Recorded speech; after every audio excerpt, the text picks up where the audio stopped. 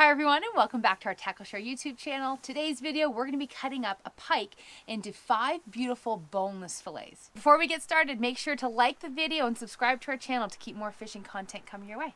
Alright, now let's learn how to cut up this pike into 5 beautiful boneless fillets. Let's go.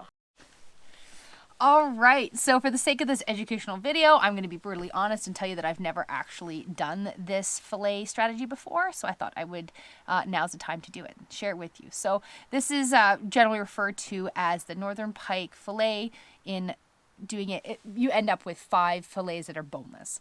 Northern Pike are known for having this Y bone that, you know, a lot of anglers don't appreciate when they're filleting. There's other fish that are easier, but that shouldn't prevent you from filleting them because they're still a remarkable fish. It's wonderful tasting, and you can really get the benefit of what you're fishing for, and you get that appreciation when you eat what you catch. So like I said, this is a Northern Pike. We previously caught it last night. I threw it in my fridge so I could take a video in daylight. You'll notice that it's got the torpedo-shaped body structure, the white jelly bean shaped patterning on it. And if you want to learn more about Northern Pike, I've got a video uploaded to our channel. You can check it out there. I'll put a link to in the description and a card at the top of this video right here. But we're going to fast forward and get to this fillet strategy. Now this may seem contradictory because most fish you start off filleting on their side and you'll cut behind the gill plate, but we're going to start off with the top. There's a very nice chunk of meat right along here that we're going to pull off at the very beginning of this video. So it's right up here. We're going to pull it off, and those Y bones are going to come up and they meet basically right about here. So we're going to dig in, and I'm going to make a cut right here at the back of the gill plate, right down to the spine. And I'm going to cut down here as well, right down to the spine. And we're going to draw a connection and bring that knife down and swoop across the spine and back up. So that's what we're going to do right now.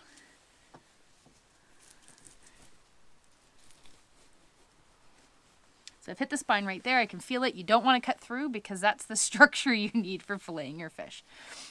And I should say, I also have a safety video and tips and tricks on fish filleting.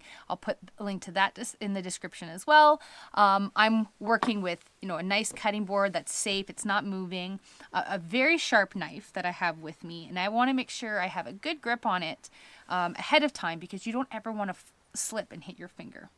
Having said that, it's also very suggested for new anglers to use one of these cut-resistant gloves so that when you're wearing them, if your knife does come off and fleck off, it will hit the glove and protect you because it won't cut through that. But for the purpose of this video, because it's educational, I want you to be able to see as much as possible. So I'm not going to wear the glove for the video, but I should advise you to wear it all the time. So this way you'll see a little bit more detail when I'm going through. So I've cut right here by the gill plate. I'm going to cut up here back by the fin until I hit that spine. Hopefully I didn't cut through it there. I think I did a little bit. That's great. And then when you hit the spine, you're going to turn your knife horizontally. And then you're going to slide just like a zipper. And you'll hear me hitting on the back of all those Y bones. You hear those popping. If you can listen carefully, hear the popping. That's me cutting through all of those Y bones. All right. Pull that up off the back there. Now you can see I've got this nice bit of meat right there. Can see it right there. Okay. Now I'm going to lay it off to the side. I'm going to look at it a little bit later. As far as this being my first attempt, I rode right on the spine there. I dug up a little bit there because I was afraid I was cutting through. But that's how we've done it right there. All right. Now what we're going to do is turn our fish sideways. Let's see if you can see.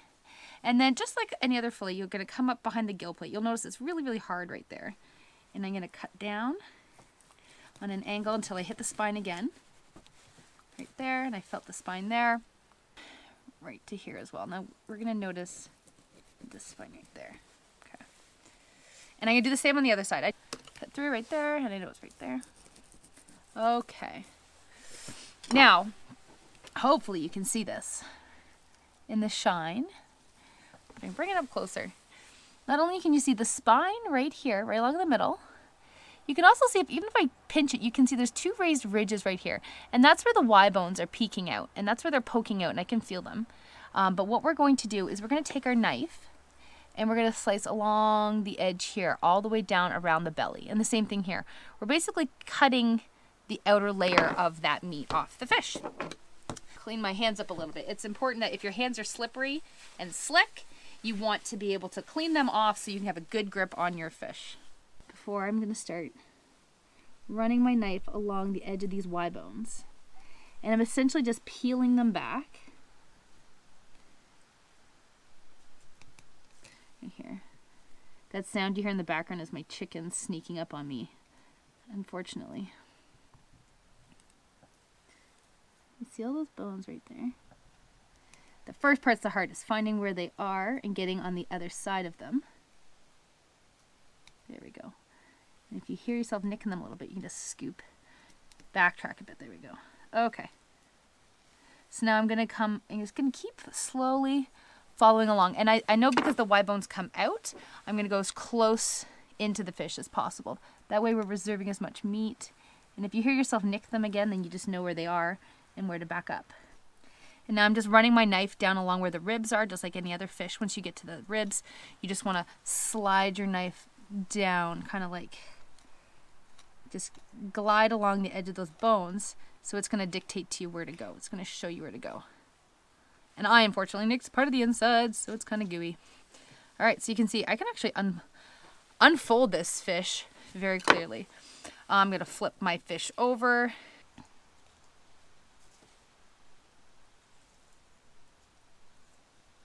That back. There we go. Okay. Obviously my first attempt, but that's still lots of beautiful fish meat right there. So I unfolded that together. You could have done two separate sides. I just did that because I thought it was a bit easier for educational purposes. Is that? And then the back side of the fish is very much like any other type of fish you're gonna do. Get up in here. Just I might even run along the back side a smidgen just to give it a suggestion when we start. There we go. Get my knife up against the spine and run this along the back.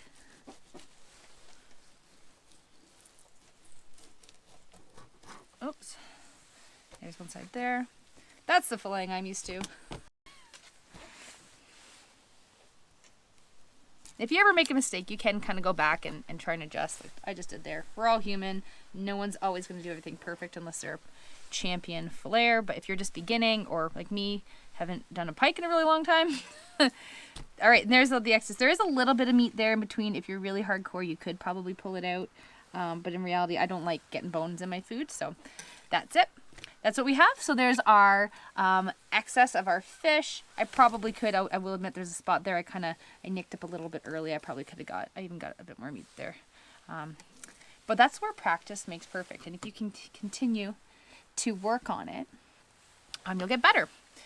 All right, so now we have our standard fillets, which I'm just going to do a quick cleanup of them right here. Using your fingers on there, but I actually, in this new kit that I just bought, we got this handy little tool. It's like a fork. You just hold on to it like this and fillet away, which I think is really handy because especially on cold days, if your hands are cold, those little fingers get a little sore. So that was a nice way to clean that up.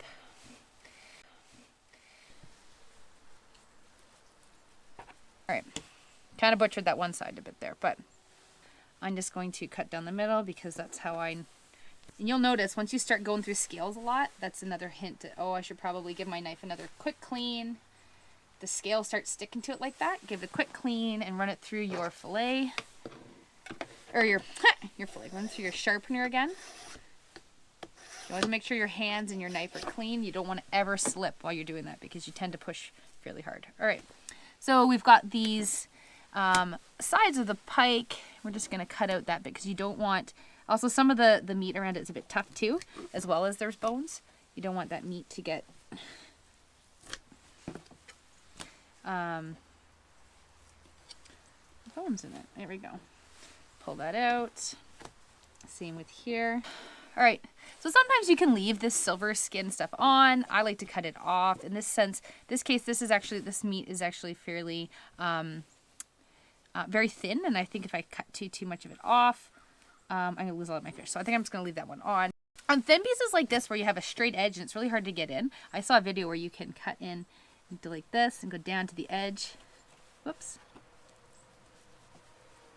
And just really keep it low profile like that. I did come up a little bit there, but same thing here.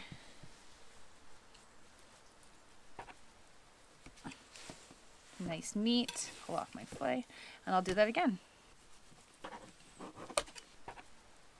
Just protects my hand. All right, so now we're back to this nice, interesting part right here.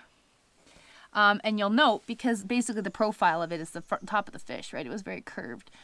It does flatten out. I'm going to do the same thing. You want to get the skin off this bad boy. Lay it down flat. Those forks right in. And you see how it's bunching up on me there? It's really good to give it a bit of a pull or a tug, just to make sure that anything that's bundling up like that, you're still getting your fish meat right off that fillet right there, like this. That turned out better once I got a better grip on it. And really pushing that knife down, that flex, like I said before, pushing that down, it really was forcing the outsides of that skin to flatten out so I could get that profile right up against the skin and pull that right off. So there we go. Now there is a bit in the middle here, and I saw that you can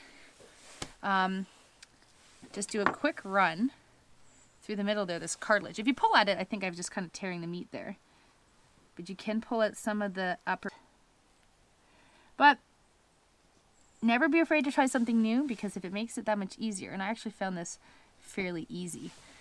All right, and now we're done. That is our fish. I know that earlier I had said it was the 5 fillet method. I ended up with more pieces because I ended up cutting the belly sides in half just to get, to save the meat actually, when I was filleting them. So when I was when I was removing the skin in order to get a good grip on them, I cut it in half and peeled this way and then went this way as well. So I ended up with 7 pieces, but the method is called that, 5 fillet method, to show that, you cut the top off first. So there's the dorsal meat from that fish, and then we got 4 pieces from the belly side and then 2 from the tail. So there's our fish.